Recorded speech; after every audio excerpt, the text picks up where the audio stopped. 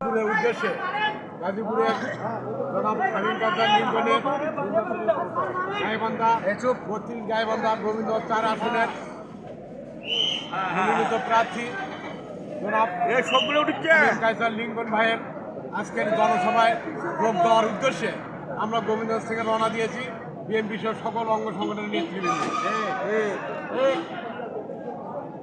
এবং আমাদের জন্য দোয়া করবেন। আমরা যেন যথাসময়ে গাজীপুরে ওই পল্লী বিদ্যুৎ